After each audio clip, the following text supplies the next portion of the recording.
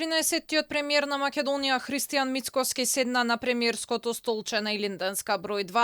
Тој ја презеде функцијата од досегашниот технички премиер Талат Џафери, кој му честитал на Мицкоски и му посакал успешен мандат. Новиот премиер пред влезон на владата беше пречекан од шефот на кабинет Владимир Неловски и Игор Јанушев, чие име се споменува за генерален секретар.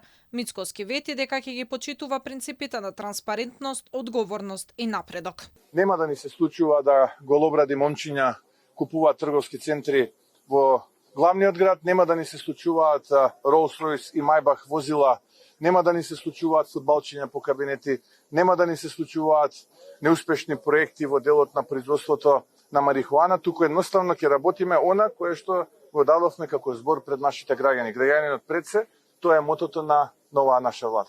Новата влада ќе има сериозни предизвици и проблеми за решавање. Нивниот фокус и најтешка задача ќе биде подигнување на стандардот на граѓаните.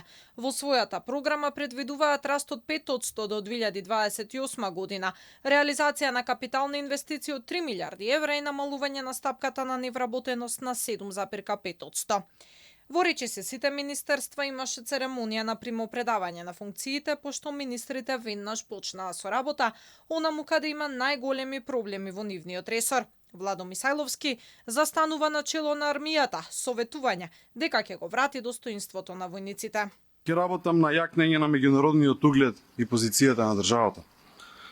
Ветувам враќање на достоинството на армијата, ветувам инвестиции во нова опрема, во инфраструктура, во човечки ресурси. Приоритет ќе биде целосно активирање на сите расположливи ресурси од државата во функција на заштита на нашите национални и државни интереси. Новиот министер за транспорт пак се обврза за реализација на значајни инфраструктурни проекти. Покрај нови километри автопатишта, Александар Николовски има задача да ги доврши веќе започнатите заглавени проекти.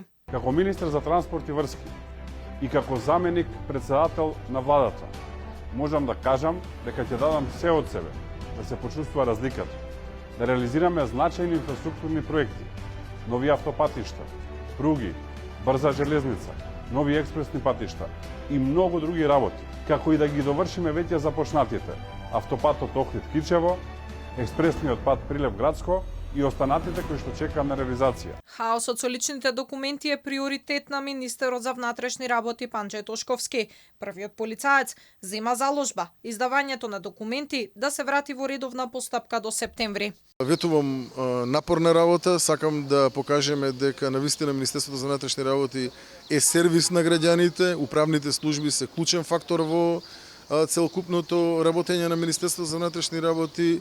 Ветувам дека за отприлика 2 месеци од сега и редовната постапка ќе биде во рамки на законски дозволениот рок. Се надевам дека тоа ќе биде до душа негде отприлика средина на крајот на септември, дека веќе ќе ја вратиме редовната постапка да е онака како што доликува.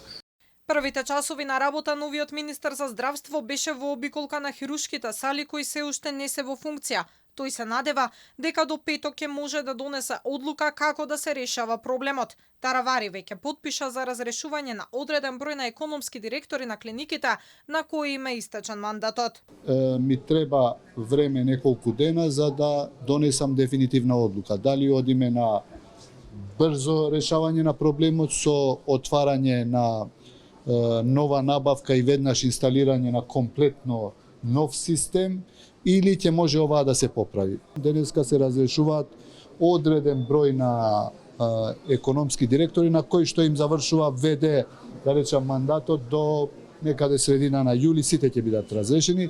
Зоран Љутков со букет цвеќе ја испрати до сегашната министерка за култура Бисера Костадиновска-Стојческа и седна на чело на ресорот туризам и култура. Фатмир Бесими ја предаде државната каса на Гордана Димитриевска-Кочовска, а на средбата се констатирало дека е најважно да се спроведат реформи. Игор Филков денеска ја презеде функцијата министер за правда. Весна Јаневска од денеска е министер за образование. Нејзина задача ке е модернизација на образованието и стимулација на научно-истражувачката дејност. Во новата влада, тројца министри ќе бидат без ресори, а премиерот ќе има 5 заменици.